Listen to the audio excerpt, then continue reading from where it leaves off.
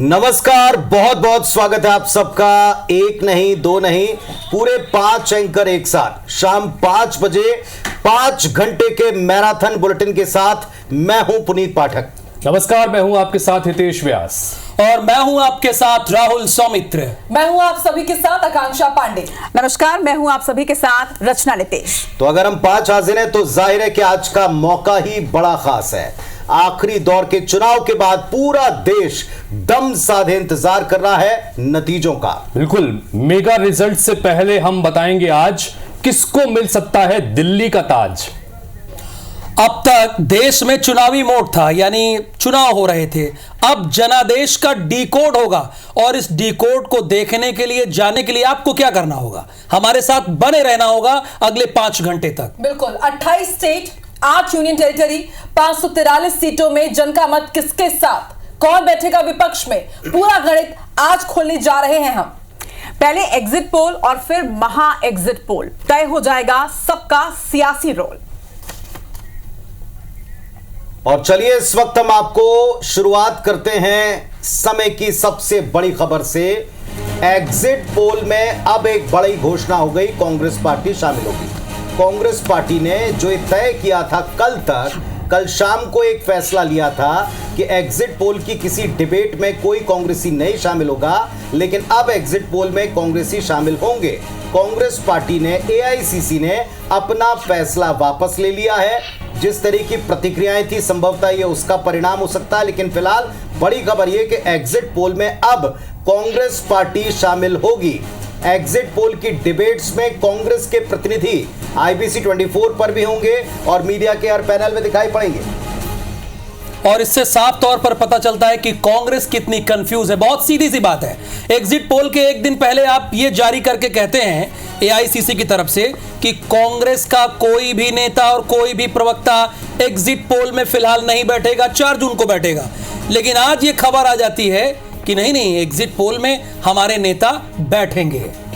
चलिए, कांग्रेस पार्टी का यह फैसला है। कांग्रेस पार्टी के इस फैसले पर कल भी हमने चर्चा की थी, लेकिन अब यह है कि उन्होंने तय कर लिया है कि वो भी एग्जिट पोल में शामिल होंगे।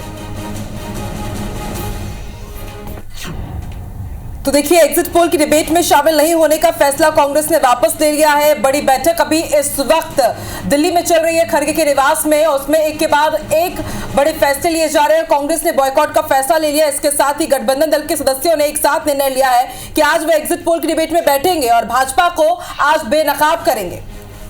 और चलिए इस वक्त हम आपको यह भी बता दें कि एक तरफ तो ये बड़ी खबर है, लेकिन साथ ही साथ हम भी पूरी तरह से तैयार हैं। इधर अगर हम 5 आपको दिखाई पड़ रहे हैं जो बताने वाले हैं कि चुनाव की तस्वीर कैसी थी, क्या तासीर रही, चुनाव के चरण दर चरण कैसे तासीर बदलती नजर आई, ओवरऑल क्या हुआ। लेकिन नतीजों से पहले नतीजों की स्पष्ट तस्वीर आज खुल जाने वाली है सिर्फ और सिर्फ आईबीसी 24 पर। और इसके लिए फील्ड पर हमारे रिपोर्टर्स भी तैनात हैं। हमारे साथियों की झलक भी आप देखिए जो फील्ड से आपको पल पल का अपडेट देंगे। और आज के खास मौके पर हमारे साथ जुड़े हैं सौरभ सिंह परिहार, जो कि रायपुर से जुड़कर आपको पूरा अपडेट देने वाले हैं। विवेक पटैया जुड़े हैं भोपाल से, स्टार जैन जुड़ गए हैं हमारे साथ में दिल्ली से, नवीन सिंह भी दिल्ली से उनका साथ देते नजर आ रहे हैं, और वर्णित गुप्ता स्टेट हेड उत्तर प्रदेश से पूरी खबर रखते हैं। और ये वाराणसी जहां आज का सबसे बड़ा चुनाव हो रहा है लास्ट फेज का, उस वक्त भी पल पल उस पर नजर बनाए रखें।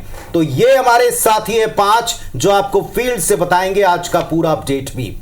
चलिए, तो 16 मार्च को लोकसभा चुनाव की तारीखों का ऐलान हुआ और इसके साथ शुरू हुआ अग्नि परीक्षा का दौर। आज 77 दिन के बाद ठीक 6 बजे ये चुनाव का हर एक चरण, 7वां चरण संपन्न हो जाएगा, यानी वोटिंग संपन्न हो जाएगी। और इसी के साथ अब से ठीक 3 दिन बाद यानी 4 जून को नतीजे सामने आ जाएंगे। इससे पहले अब से ठीक 1.5 घंटे बाद शाम 6:30 बजे एग्जिट पोल का पहला नतीजा आपके सामने होगा। स्क्रीन पर आपको इस वक्त जो शून्य नजर आ रहे हैं, ये शून्य उसके बाद अंकों में बदलना शुरू होंगे। आईबीसी 24 पर आप सबसे सटीक एग्जिट पोल देख पाएंगे। बिल्कुल, और पहला रुझान आने से पहले हम आपको 24 के चुनाव का पूरा रिकैप करा देते हैं। आज इस खास सेगमेंट में आपको 24 के चुनाव का पूरा रिकैप बताएंगे, जिसमें अलग अलग मोड पर हम आपको पूरी डिटेल जानकारी देंगे।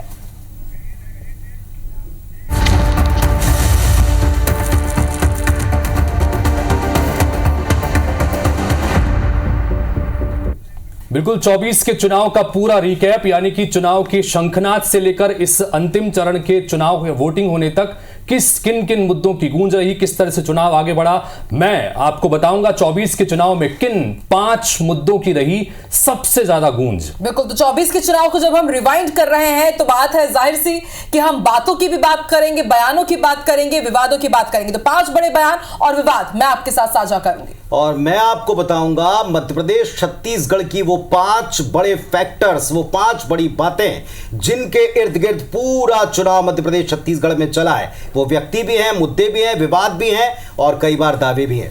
तो चुनाव प्रचार के ऐलान के साथ ही, चुनाव के डेट्स के ऐलान के साथ ही शुरू हुआ प्रचार का दौर और लोकसभा चुनाव के प्रचार में किसने कितना दम लगाया है ये आज मैं आपको बताऊंगी।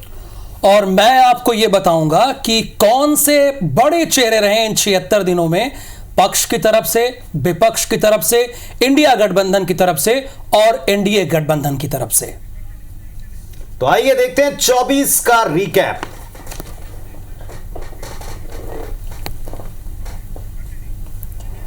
तो चलिए 24 के रिकैप में हमने ये तो आपको बता दिया कि एग्जिट पोल्स की डिबेट में अब कांग्रेस पार्टी शामिल होने जा रही है। कांग्रेस ने बाइकॉट का जो पहले ऐलान किया था वो बाइकॉट्स में अब वो उसने इस फैसले को पलट दिया। लेकिन चलिए, जैसे कि हमने कहा कि हम बात करेंगे मुद्दों की, तो 24 के चुनाव में वैसे तो कई सारे मुद्दे अहम रहे, लेकिन जिन 5 अहम मुद्दों की आज हम चर्चा करने जा रहे हैं उनमें सबसे अहम मुद्दा था गारंटी बनाम गारंटी। एक तरफ मोदी की गारंटी, दूसरी तरफ न्याय की गारंटी, और दूसरी तरफ जो अहम मुद्दा वो है आरक्षण और संविधान। पूरे चुनाव के दौरान इन 2 मुद्दों की सबसे ज्यादा गूंज रही। उसके अलावा विपक्ष ने महंगाई और बेरोजगारी के मुद्दे पर सत्ता पक्ष को घेरने की लगातार कोशिश की। इसके अलावा राम मंदिर और सनातन का एजेंडा भी बहुत महत्वपूर्ण रहा। हिंदुत्व की पिच पर भारतीय जनता पार्टी ने खेलने की कोशिश की। किस तरह से ये मुद्दे आगे बढ़े इस पर बात करेंगे। और 5वां और अहम मुद्दा मुसलमानों से जुड़ा था, जिसमें मुसलमानों की बात हुई, बात पाकिस्तान की भी होने लगी और पीओके की भी होने लगी। तो ये वो 5 अहम मुद्दे, हालांकि चुनाव दर चुनाव एक एक जब अलग अलग चरण चल रहे थे कई सारे मुद्दों की गूंज सुनाई दी, लेकिन ये वो अहम 5 मुद्दे हैं जिसमें पूरे 7 चरणों के दौरान इन अहम मुद्दों के ऊपर लगातार अलग अलग मंचों के जरिए चर्चा होती रही। सबसे पहले चलिए बात करते हैं मुद्दा नंबर 1 की, यानी कि गारंटी बनाम गारंटी की। 2024 के चुनाव के 5 बड़े मुद्दे कौन से हैं? इनमें सबसे बड़ी बात गारंटी। जब चुनाव की शुरुआत हुई तो इन्हीं गारंटियों की बात हुई। एक तरफ मोदी की गारंटी की बात भारतीय जनता पार्टी करती रही, चूंकि जो संकल्प पत्र आया उसे मोदी की गारंटी के नाम से लाया गया। तो दूसरी तरफ न्याय की गारंटी की बात होती रही। इन सब के बीच भारतीय जनता पार्टी ने जो मोदी की गारंटी सामने रखी, यानी संकल्प पत्र रखा, उनकी 5 जो महत्वपूर्ण बातें थी वो भी आपको बता रहे हैं। सेवा, सुशासन और गरीब कल्याण की गारंटी भारतीय जनता पार्टी लेती नजर आई।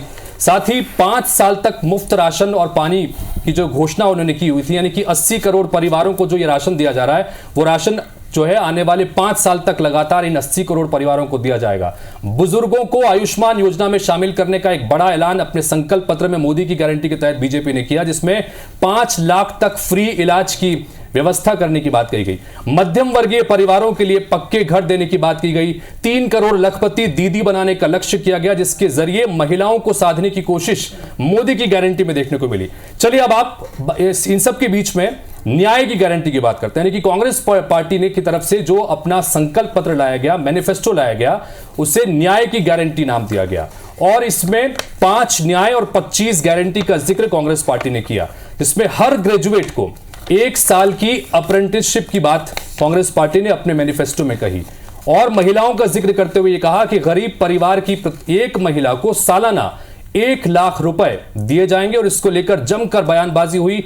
खटाखट वाला जो बयान है वो जमकर चर्चा में रहा, चूंकि लगातार राहुल गांधी कहते रहे कि जब सरकार बनी उसके बाद 5 जुलाई को आपके खाते में 8,500 रुपए खटाखट आना शुरू होंगे। न्यूनतम समर्थन मूल्य की बात कांग्रेस पार्टी ने अपने मैनिफेस्टो में कही कि एमएसपी के कानूनी गारंटी देने की बात हम करेंगे। सामाजिक, आर्थिक और जातिगत जनगणना की बात भी होगी। आर्थिक जनगणना की जिस बात को लेकर लगातार विपक्षी पार्टियां भी निशाने पर लेती रही।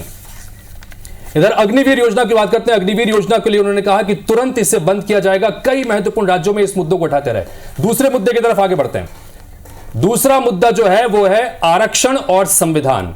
आरक्षण और संविधान ये ऐसा मुद्दा जो पूरे चुनाव भर में इसकी गूंज जबरदस्त तरीके से सुनने को मिली। इन सब के बीच ये तस्वीरें आपको हम दिखा रहे हैं, ये दरअसल विपक्ष का इंडी गठबंधन के नेताओं ने आज दिल्ली में जो बैठक की, उस बैठक के बाद इसके बाद खरगे कुछ कहने सुनते हैं। इंडिया गठबंधन के सभी नेतागण, मीडिया के मेरे दोस्तों और यहाँ पर पधारे हुए दूसरे पार्टी के भी जो कार्यकर्ता हैं, आप सभी को मेरा नमस्कार। आज हमारी बैठक हुई, कम से कम 2.5 घंटे तक हमने बहुत से विषय पे चर्चा किए, खास करके चुनाव और चुनाव के वक्त क्या क्या कमजोरियां हो सकते हैं और क्या क्या कठिनाइयां आ सकते हैं, किस ढंग से उन चीज़ों को हम निभाना है और करेक्शन कर लेना है और हमारे कार्यकर्ताओं को जो इंस्ट्रक्शन देना है, तो उसके बारे में आज हम डिटेल चर्चा करके काउंटिंग के दिन जो हमको केयर लेना चाहिए, और हमारे कार्यकर्ता अब बहुत से गठबंधन पार्टी के नेता लोग पहले ही वो तय करके अपने केडर को बहुत से बार बोले हैं, लेकिन फिर भी हम एज ए प्रिकॉशन आज सब मिलके सबको एक इशारा देना था कि हम किस ढंग से इस आके चुनाव के दिन लड़ना चाहिए और बोलना चाहिए। ये चीज़ पे हमने चर्चा की। दूसरा, हमारा जो गठबंधन का जो एक निर्णय ये है कि हम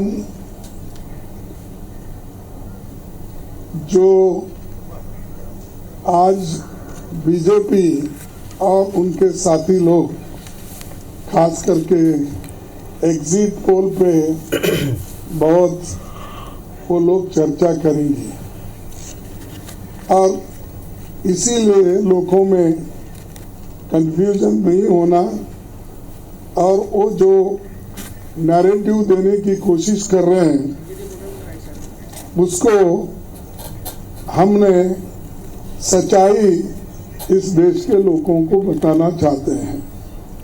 इंडिया गठबंधन कम से कम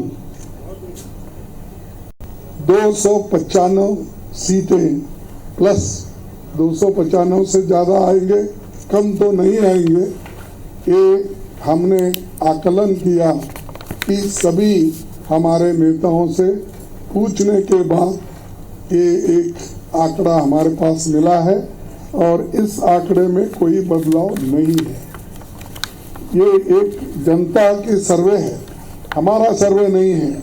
जो जनता ने सीधा हमारे को कहा है और हमारे नेताओं को जो इंफॉर्मेशन दिया है, ये इंफॉर्मेशन पहुंचाया है, उस आधार पर ये हमने आज आप लोगों को बता रहे हैं।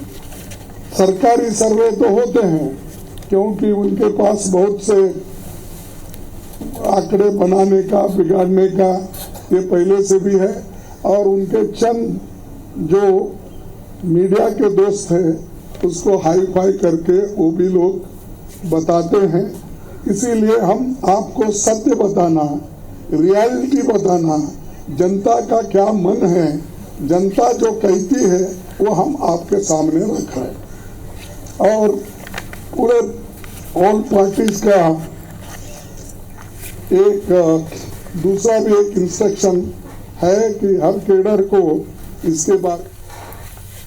तो दिल्ली में इंडी गठबंधन की बैठक हुई, मल्लिकार्जुन खड़गे कांग्रेस पार्टी के राष्ट्रीय अध्यक्ष उनके घर पर, और उसके बाद प्रेस कॉन्फ्रेंस को संबोधित कर रहे हैं जिसमें वो बता रहे हैं कि मिलजुल कर सबने ये फैसला लिया कि अपनी बात को रखना बहुत जरूरी है, जनता तक पहुंचाना जरूरी है, इसलिए हमने ये फैसला लिया है। जो पहले हमने बाइकआउट का ऐलान किया था कि अब सारे हमारे प्रवक्ता नेता बैठेंगे और एग्जिट पोल्स पर जो चर्चा होगी उसमें शामिल होंगे। लेकिन इसके साथ ही सबसे महत्वपूर्ण बात उन्होंने कही कि इंडी गठबंधन देश भर में 295 सीटें जीत रहा है और सरकार बना रहा है, कम से कम उन्होंने ये कहा, और ये बढ़ भी सकती है।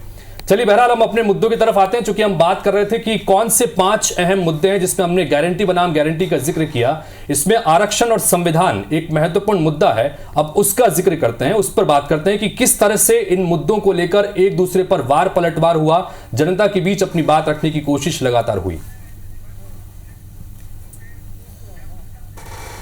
तो आरक्षण और संविधान की बात करें, चुनाव के दौरान सबसे चर्चित मुद्दा यह रहा।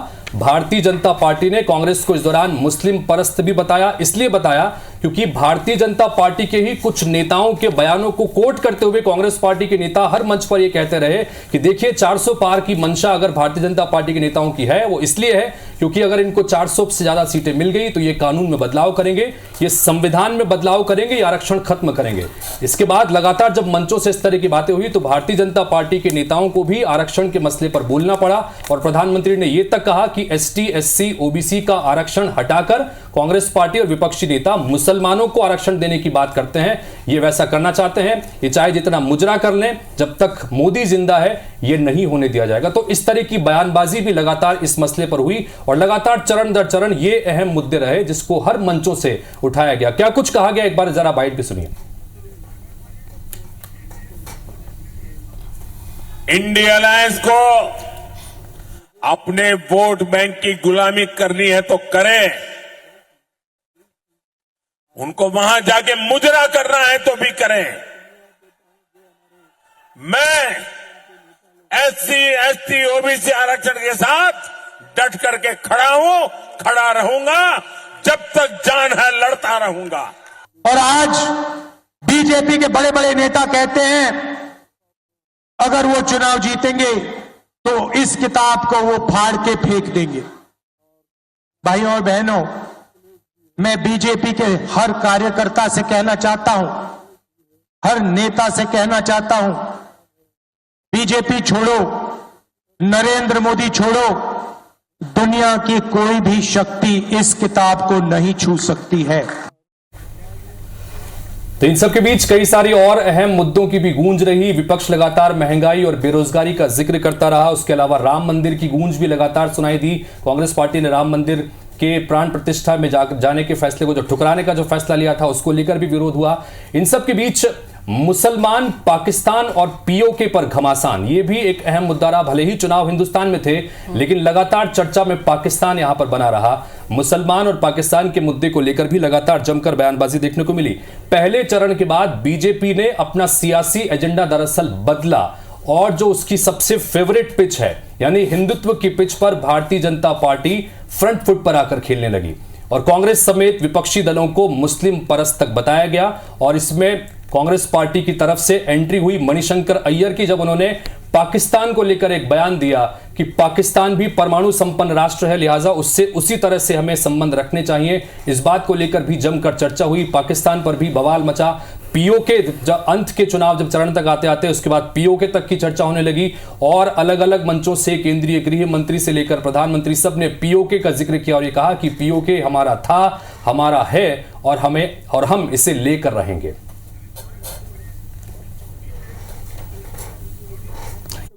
कांग्रेस वाले सुन ले, उनके चट्टे बट्टे सुन ले, जब तक मोदी जिंदा है मैं दलितों का आरक्षण, आदिवासियों का आरक्षण, ओबीसी का आरक्षण, मुसलमानों को धर्म के आधार पर नहीं देने दूंगा, नहीं देने दूंगा, नहीं देने दूंगा।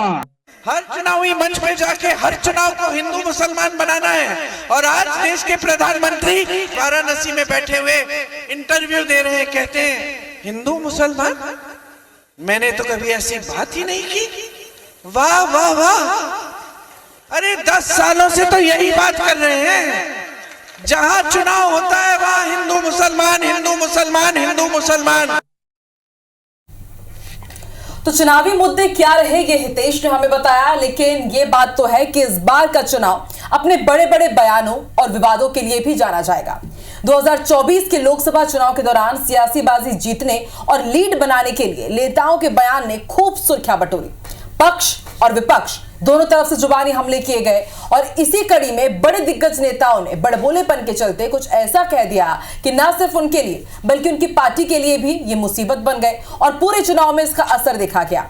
और इन विवादों से मध्य प्रदेश और छत्तीसगढ़ के नेता भी नहीं बच पाए। तो आइए अब आपको कुछ ऐसे बयान बताते हैं जो बड़े विवाद का जड़ बने और शायद इन विवादों ने चुनावी समीकरण का हवा और रुख ही बदल दिया। सबसे पहले बात कर लेते हैं छत्तीसगढ़ की। तो छत्तीसगढ़ में अगर बात की जाए तो आपको याद होगा, नेता प्रतिपक्ष चरणदास महंत हो या फिर कवासी लखमा हो, इन्होंने ऐसे बड़े बड़े बयान दिए जिन्होंने खूब सुर्खियां बटोरी, खूब विवादों में रहे। लेकिन इस बार चुनाव के बीच बीजापुर के नेमेड़ गांव में कवासी लखमा ने जीत का दावा करते करते ठेठ देसी अंदाज में कुछ ऐसा कह दिया जिस पर दिल्ली तक बहस होती रही। लखमा ने गोंडी बोली में कहा कि कवासी लखमा जिडी तोड़ और नरेंद्र मोदी ढोल तोड़, यानी कि कवासी लखमा कह रहे थे कि कवासी लखमा जीतेगा, नरेंद्र मोदी मरेगा। आइए आपको सुनवाते हैं कवासी लखमा ने उस दौरान क्या कहा था, जिस पर काफी सियासी बवाल मचा। कवासी लखमा मोदी पुलिस वाले बोल रहे थे ना परे, हमारा गांव वाले हम बोले तीर धनुष लेके जाओ, मारो साले। तो अब आपको छत्तीसगढ़ से मध्य प्रदेश ले चलते हैं, क्योंकि मध्य प्रदेश में भी नेताओं ने बहुत बड़े बड़े बयान दिए हैं और इसमें खुद बड़े नेता में शुमार पीसीसी चीफ जीतू पटवारी हैं, जिनके बयान ने सियासी कोहराम मचा दिया था और बीजेपी ने काफी बवाल भी मचाया था। आपको याद होगा, जीतू पटवारी ने इमरती देवी को लेकर क्या कहा था कि उनके अंदर का रस खत्म हो गया है और अंदर की चाशनी के बारे में कुछ कहना नहीं चाहता हूं। आइए आपको सुनवाते हैं उन्होंने क्या कहा था जीतू पटवारी ने, जिसके बाद काफी उनकी किरकिरी हुई थी। ज्योतिरादित्य सिंधिया से लेकर इमरती देवी ने खुद उनके खिलाफ एफआईआर तक दर्ज करवाई। सुनिए। अब इमरती जी का रस खत्म हो गया, जो अंदर चाशनी होती है उनके लिए मैं कुछ बात नहीं कर। इमरती जी का रस खत्म हो गया, जो अंदर चाशनी होती है उनके लिए मैं कुछ बात नहीं। और जीतू पटवारी का ये बयान, उसके बाद बवाल इतना बड़ा कि बीजेपी ने जगह जगह प्रदर्शन किया, कांग्रेस को महिला विरोधी तक बताया। जीतू पटवारी को चूड़ियां भेंट करने के लिए बीजेपी मोर्चा की महिलाएं उनके घर तक पहुंच गई और पटवारी चहु और घिर गए। स्थिति बिगड़ी, उसके बाद जीतू पटवारी को माफी मांगनी पड़ी। तब तक एफआईआर भी दर्ज हो चुकी थी और कांग्रेस को चौथे चरण में माना जा रहा है कि शायद इसके कारण नुकसान भी झेलना पड़े और इसका एक परिदृश्य, एक समीकरण हमें आज एग्जिट पोल में भी देखने को मिल जाएगा। वैसे बस जीतू पटवारी ही नहीं, कांग्रेस के नेता कांग्रेस को नुकसान पहुंचाने में पीछे नहीं रहते। जैसे वरिष्ठ नेता और रतलाम से कांग्रेस उम्मीदवार है कांतिलाल भूरिया, इनका भी एक बयान चौथे चरण से पहले काफी विवादों में रहा। कांग्रेस का वादा गिनाते गिनाते कांतिलाल भूरिया ने यह कह दिया कि अगर कांग्रेस की सरकार बनी तो हर महिला को 1 लाख रुपए प्रतिवर्ष हम देंगे और जिसकी 2 पत्नियां होंगी उसे 2 लाख मिलेंगे। सुनिए आप। 1 लाख सभी घर की महिलाओं का, ये मालूम है कि नहीं? अब जिसकी 2 पत्नी तो 2 लोग जाएगा। देखिए, कुल मिलाकर 24 के रण को जीतने के लिए सियासी दलों ने भरसक कोशिश की, लेकिन इस दौरान नेताओं की जुबान फिसली। उनके जुबान से निकले विवादित बयानों ने पूरे चुनाव को एक नई बहस की तरफ मोड़ दिया और चुनावी मुद्दों की जगह इन विवादित बयानों ने ली। न सिर्फ मध्य प्रदेश, छत्तीसगढ़ बल्कि राष्ट्रीय स्तर पर भी कई नेताओं के बयान ने वहां के सियासी समीकरण और सियासी हवा को बदल दिया। देश की बात करेंगे, लेकिन पहले बात करते हैं ओवरसीज कांग्रेस के अध्यक्ष सैम पित्रोदा की, कि जब बात होगी बयानों की, विवादों की, तो भाई इस बार सैम पित्रोदा तो याद किए जाएंगे। देश में कांग्रेस का प्रतिनिधित्व मल्लिकार्जुन खड़गे कर रहे हैं और यही जिम्मेदारी विदेश में सैम पित्रोदा पर थी और विदेश में ही बैठे बैठे इन्होंने ऐसा सेल्फ गोल किया कि कांग्रेस ही घिर गई। कांग्रेस के नेताओं ने इस चुनाव में बहुत कम सेल्फ गोल किए, लेकिन बची कुछ कसर सैम पित्रोदा ने पूरी कर दी। कभी उन्होंने विरासत कर को लेकर विदेश में बयान दे डाला, तो कभी सूरत सीरत से देश के लोगों का मिलान कर दिया। आपको याद होगा उनका बयान, पूर्वोत्तर वालों को चीनी उन्होंने बताया था और साउथ वालों को अफ्रीका जैसा। सुनिए। We could hold country together as diverse as India, where people on east look like Chinese, people on west look like Arab, people on north look like, maybe white, and people in south look like Africa. Doesn't matter. We are all brothers and sisters. तो देखिए, इस बयान पर कांग्रेस की भद्द पिटी, स्थिति बिगड़ी तो और कांग्रेस ने उनसे इस्तीफा मांगा। बात पक्षधरों की निकली है तो दूर तलक जरूर जाएगी, लेकिन इस वक्त हमारे साथ दिल्ली का रुख कर लेते हैं नवीन सिंह, लाइव जुड़े हुए हैं। नवीन, आपने सुना सैम पित्रोदा का बयान की बात हो या फिर बात की जाए कांतिलाल भूरिया की या फिर जीतू पटवारी की। देखिए, कांग्रेस के बड़े बड़े नेता रहे जिन्होंने कांग्रेस को ही घेरने का मौका नहीं यहां पर छोड़ा, और इस वक्त आप भी दिल्ली में मौजूद हैं। इंडिया गठबंधन की बैठक चल रही है, मल्लिकार्जुन खड़गे कह रहे हैं कि 295 कम से कम सीट हम जीतेंगे। तो इन बयानों के बीच भी आखिर इतना कॉन्फिडेंस कि ट्रू 95 सीट्स हम जीतने वाले हैं, ये कॉन्फिडेंस किस दावे पर, किस आधार पर कर रहे हैं?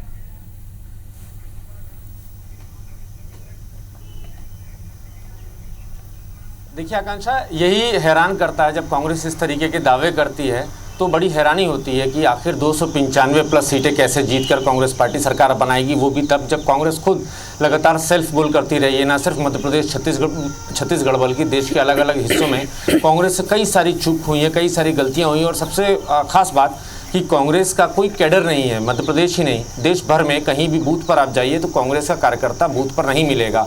वोटिंग के ठीक पहले कांग्रेस का जो पोलिंग एजेंट है वो मैदान से गायब मिलेगा। और ये तमाम परिस्थितियां होने के बावजूद कांग्रेस ये दावा कर रही है, इंडिया अलायंस ये दावा कर रहा है कि 295 प्लस लाकर इस देश में वो सरकार बनाने जा रहे हैं। तो ये ज़रूर हैरान करने वाला है। हालांकि कांग्रेस, ये भी आकांक्षा आप भी मानती होंगी, हमारे दर्शक भी मानते होंगे, कांग्रेस थोड़ी कन्फ्यूज़ पार्टी है और इस वक्त कन्फ्यूजन थोड़ा ज़्यादा चल रहा है, क्योंकि 24 घंटे पहले इसी कांग्रेस पार्टी ने ये दावा किया था कि वो एग्जिट पोल के किसी भी टेलीविज़न डिबेट में पार्टिसिपेट नहीं करेगी। उसका कोई भी वर्कर, कोई भी प्रवक्ता या कोई भी नेता किसी भी टेलीविज़न डिबेट का हिस्सा नहीं बनेगा एग्जिट पोल का। लेकिन 24 घंटे के भीतर ठीक शाम 5 बजे कांग्रेस पार्टी ने यू टर्न लेते हुए ये दावा किया कि नहीं, हम 5 बजे के बाद, आज 6 बजे के बाद जो भी टेलीविज़न पर एग्जिट पोल की डिबेट होनी है उसमें हम पार्टिसिपेट करेंगे और बीजेपी को एक्सपोज करेंगे और ये भी बताएंगे कि ये जो एग्जिट पोल है किस तरीके से बायस्ड हैं और कौन कौन लोग इसके पीछे हैं। तो 24 घंटे के भीतर कांग्रेस पार्टी के मानस में इस तरीके का बदलाव हुआ और इस फैसले पर आई।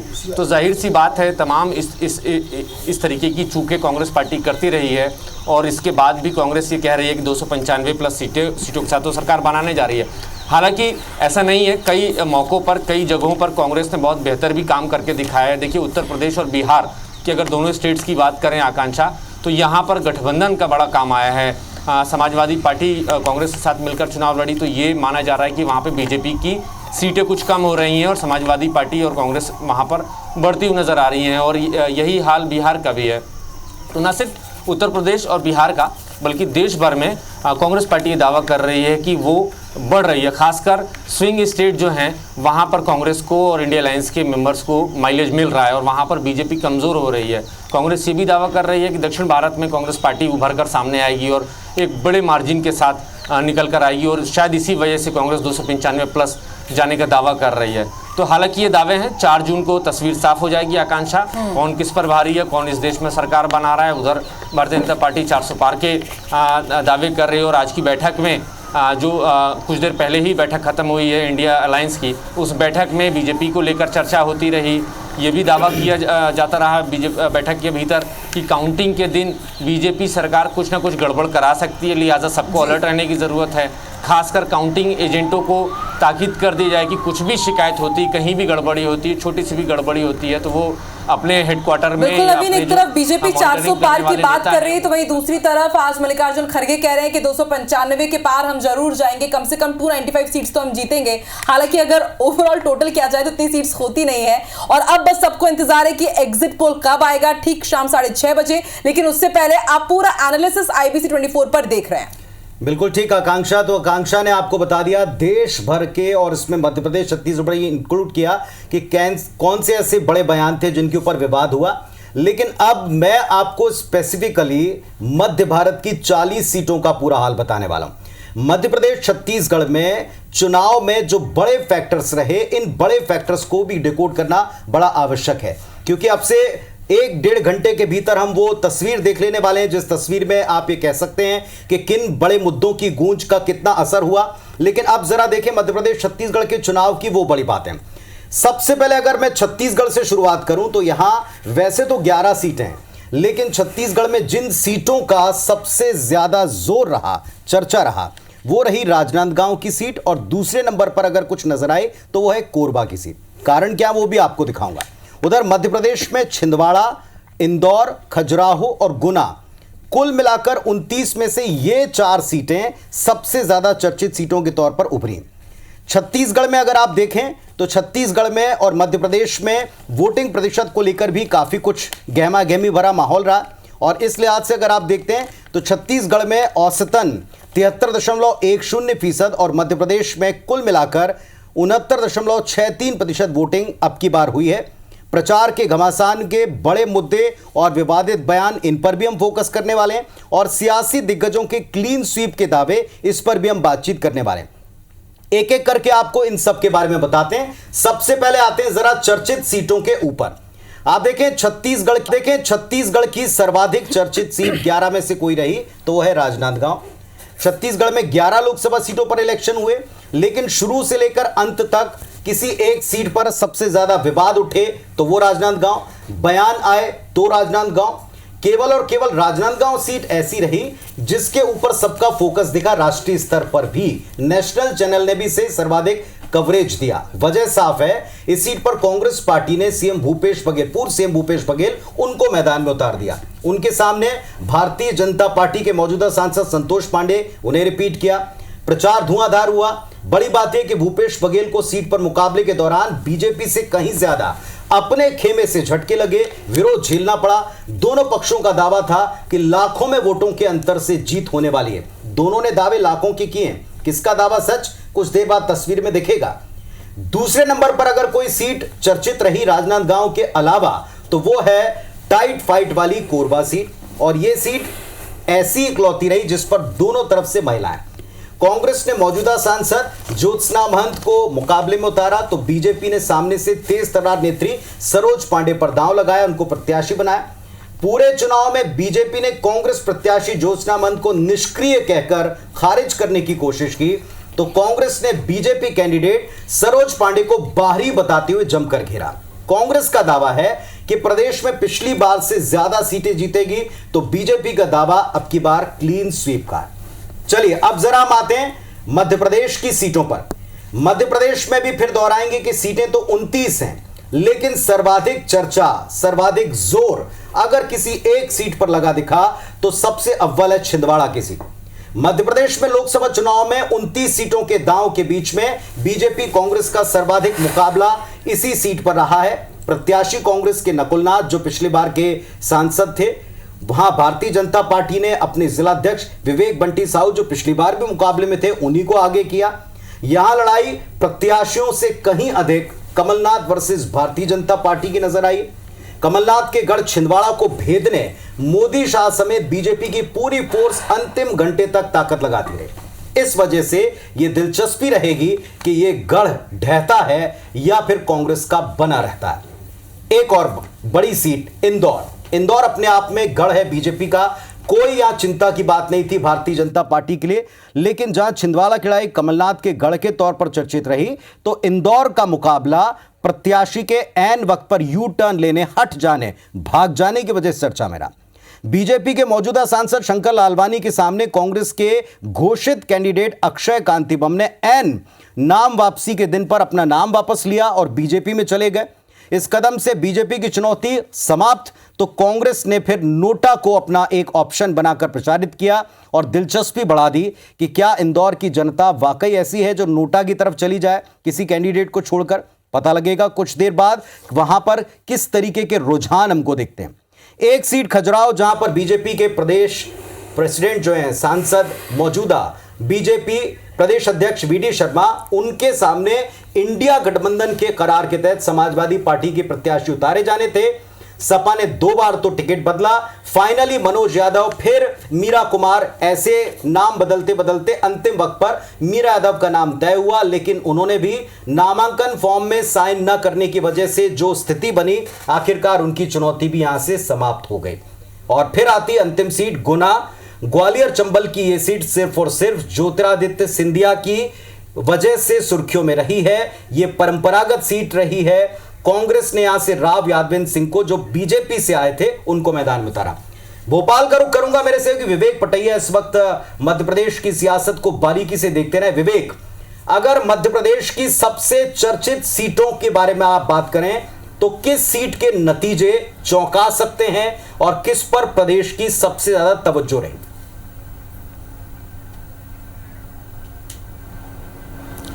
देखिए पुनीत, बिल्कुल सही बात है आपकी कि छिंदवाड़ा पर सबकी नज़र रही है और छिंदवाड़ा पर अकेले मध्य प्रदेश की नज़र नहीं थी, पूरे देश भर की नज़र रही। और यही कारण है कि देश के गृह मंत्री अमित शाह ने मतदान खत्म होने के दिन जो है छिंदवाड़ा के एक दिन पहले छिंदवाड़ा में रोड शो किया और तमाम नेताओं की बैठक की थी। और उससे आप समझ सकते हैं कि छिंदवाड़ा सीट को लेकर कितना ज़्यादा जो है बीजेपी के भीतर जो है उस सीट को लेकर एक चर्चा थी और पूरे एक साल से इस सीट को बीजेपी ने अपने केंद्र में बना के रखा था, इस सीट को अपने पक्ष में लाने के लिए। दूसरी यदि हम बात करें सबसे चर्चित सीट की तो वो थी राजगढ़, जहाँ से पूर्व मुख्यमंत्री दिग्विजय सिंह चुनाव मैदान में थे और 3 दशक के बाद वो चुनाव मैदान में थे। तो ये काफ़ी चर्चा का केंद्र पूरे चुनाव में जो है रही है। और सबसे बड़ी बात है कि मध्य प्रदेश वो प्रदेश रहा है जहां पर कांग्रेस अपने 2 सीट पर प्रत्याशी संभाल नहीं पाई। पहली बात यदि हम बात करें इंदौर की तो वहां पर जो है कांग्रेस के प्रत्याशी नामांकन फॉर्म वापस लेकर जो है मैदान से बाहर हो गए, जो देश में सबसे ज़्यादा चर्चा का केंद्र रहा। और दूसरी सीट थी खजुराहो, जहां पर इंडी गठबंधन को ये सीट कांग्रेस ने दी थी, लेकिन इंडी गठबंधन के जो समाजवादी पार्टी घटक दल है उसने वहां पर अपना प्रत्याशी उतारा और प्रत्याशी की त्रुटि के कारण नामांकन फॉर्म निरस्त हो गया और वहां भी मैदान में जो है इंडी गठबंधन और कांग्रेस को मुंह की खानी पड़ी और वहां तीसरे किसी उम्मीदवार को समर्थन देना पड़ा। तो मध्य प्रदेश में ये 4 सीटें जो है ये काफ़ी चर्चा का केंद्र रही। उसके बाद अभी बात करें तो पूर्व मुख्यमंत्री शिवराज सिंह चौहान जो 19 साल बाद वापस अपनी संसदीय सीट विदिशा से चुनाव मैदान में हैं, चुनाव लड़ रहे हैं, तो ये सीट भी एक तरह से कह सकते हैं काफ़ी चर्चित रही है। और एक सीट है वो है गुना, जिस पर देश भर की नज़र है। वो इसलिए कि ज्योतिरादित्य सिंधिया 2019 में गुना लोकसभा सीट से चुनाव हार गए थे, तब वो कांग्रेस के कैंडिडेट थे, लेकिन इस बार फिर वो चुनाव मैदान में है क्योंकि अब वो भाजपा के कैंडिडेट के तौर पर चुनाव मैदान में है। तो यहाँ पर भी काफ़ी दारोमदार जो है ज्योतिरादित्य सिंधिया ने लगाया है। तो ये मध्य प्रदेश की वो चर्चित सीट है जिन पर पूरी देश की नजर थी, प्रदेश की नजर। चलिए विवेक, आपने इसमें दिग्विजय सिंह का नाम भी जोड़ा है। हालांकि हम ये जरूर आज अपनी चर्चा के जो विषय रहेंगे उसमें इंक्लूड करेंगे।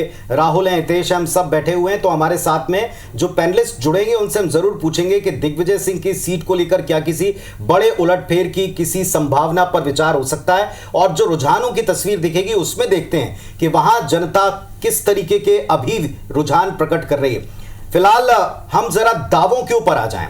इस पूरे चुनाव में देश भर में भारतीय जनता पार्टी ने अब की बार 400 पार के नारे से शुरू किया और नैरेटिव की तरह इसको सेट कर दिया। और इसी के तहत भारतीय जनता पार्टी ने मध्य भारत यानी मध्य प्रदेश छत्तीसगढ़ के मिशन 40 के ऊपर काम शुरू किया।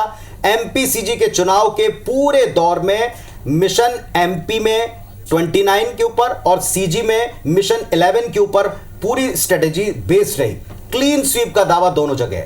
यह कहा है कि हम वहीं से उनको एक बड़ा तोहफा देंगे प्रधानमंत्री को 23 की जीत के बाद।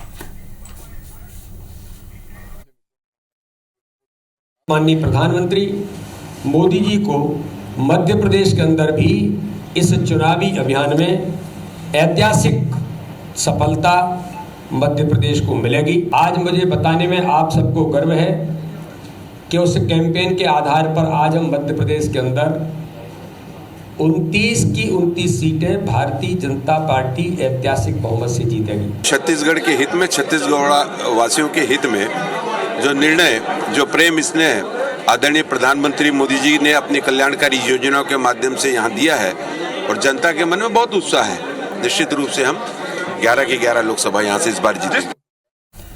चलिए, तो सभी 11 सीटें इधर जीत लेंगे, सभी 29 सीटें उधर जीत लेंगे। दावा भारतीय जनता पार्टी का है। कांग्रेस का दावा नेशनली तो अभी आपने सुन लिया, 294 से प्लस सीटें वो वहां पर देखते हैं, 298 के ऊपर सीटों की उम्मीद वो वहां कर रहे हैं। लेकिन फिलहाल सौरभ सिंह परिहार मेरे सहयोगी रायपुर से जुड़े हुए, मैं उनका रुख कर रहा हूं। सौरभ, आप बताएं जरा, छत्तीसगढ़ मध्य प्रदेश की राजनीति में क्लीन स्वीप के दावे बीजेपी के रहे हैं, क्या 3 और 4 चरण, जो मध्य प्रदेश के 4 और यहां छत्तीसगढ़ के 3 चरण, आपको ऐसा लगता है अब भी 7 चरणों के बाद क्लीन स्वीप जैसी स्थिति हो सकती है?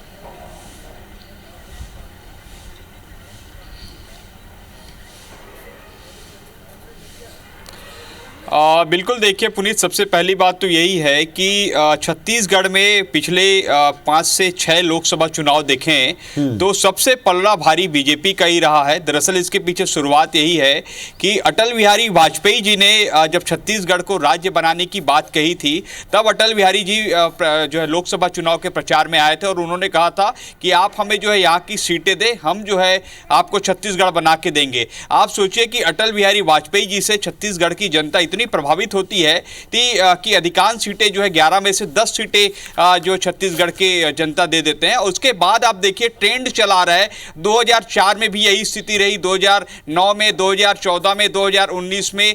ये देखिए कि कांग्रेस आज तक जो है 11 में से केवल 2 ही सीट जीत पाई है, बाकी 9 सीटों पर या 10 सीटों पर बीजेपी जीतते रही है। तो कहीं ना कहीं बीजेपी का प्रदर्शन अच्छा रहा है। अब देखिए 2018 के चुनाव में भी कांग्रेस जो है 68 सीट लेके आती है। उसके बाद जब 2019 में 4 महीने बाद जब चुनाव होता है तो कांग्रेस की करारी हार होती है और लोकसभा में बीजेपी की बड़ी जीत होती है, 9 सीटें बीजेपी जीतती है। तो कुल मिलाकर कह सकते हैं कि बीजेपी का प्रदर्शन लोकसभा चुनाव में यहाँ पर बहुत अच्छा रहा है। अब आते हैं कि कांग्रेस के जो कैंडिडेट थे यहाँ पर और बीजेपी के कैंडिडेट थे, तो दरअसल यहाँ पर थोड़ा सा मुकाबला रोचक या जो है प्रतिस्पर्धा जैसे इसलिए लगा क्योंकि 11 में से 6 कैंडिडेट, उसमें भूपेश बघेल, ताम्रध्वज साहू, शिव डहरिया, देवेंद्र यादव, जांजगीर से शिव डहरिया है और उसी तरीके से विकास उपाध्याय, 6 लोग ऐसे थे जो पुरानी सरकार में या तो मंत्री रह चुके हैं या विधायक रह चुके हैं और भूपेश बघेल मुख्यमंत्री रहे। तो ऐसे में समझा जा सकता है कि एक बड़े कद के लोगों ने चुनाव लड़ा कांग्रेस में। हालांकि जीत और हार का फैसला तो 4 जून को होगा, 4 जून को रिजल्ट में आ जाएगा, लेकिन पूरे समय जैसे आपने कहा कि मैं आपकी कमेंट्री सुन रहा था कि राजनांदगांव एक जो सबसे चर्चित रहा पूरे 11 लोकसभा में। निश्चित रूप से उसके पीछे कई कारण है। दरअसल भूपेश बघेल वहां पर चुनाव लड़ रहे थे और संतोष पांडे के खिलाफ नाराजगी भी जो है समय समय पर सुनाई देती थी। दरअसल राजनांदगांव में 8 विधानसभा है जहां पर 5 में कांग्रेस है और 3 में जो बीजेपी के विधायक हैं। स्वाभाविक रूप से ऐसे अगर देखें तो कहीं ना कहीं विधायक ज्यादा है लेकिन वोट चलिए, तो यही सौरभ सबसे बड़ी दिलचस्पी की बात थी दरअसल कि क्या जिस सीट के ऊपर सर्वाधिक चर्चा रही वहां पर इतने प्रेशर, इतने दबाव के बाद कुछ माहौल बदल पाया, क्योंकि दूसरी तरफ कांग्रेस भी कहती कि हम पिछली बार से बड़ा प्रदर्शन करेंगे छत्तीसगढ़ में और मध्य प्रदेश में कहती कि हम 11 से 15 सीटें जीतेंगे। ये कांग्रेस का भी दावा है। कुछ देर बाद जब तस्वीर उभरेगी रुझानों वाली या एग्जिट पोल जिसको कहकर प्रचारित किया जा रहा है, उसमें हम भी देखेंगे। बिल्कुल, तो पुनीत जी, एग्जिट पोल क्या जो पहली झलक है वो अब से कुछ देर के बाद सामने आने वाली। हमने मुद्दे जाने, हमने बयान जाने, इसके साथ ही हाई प्रोफाइल सीटों की पूरी डिटेल हमने आपको बताई, लेकिन इस रिकैप में एक बहुत ही इंटरेस्टिंग आंकड़ा हमको आपको बताने वाले हैं। छोटे से ब्रेक के लिए रुक रहे हैं, उसके बाद आपको बताएंगे।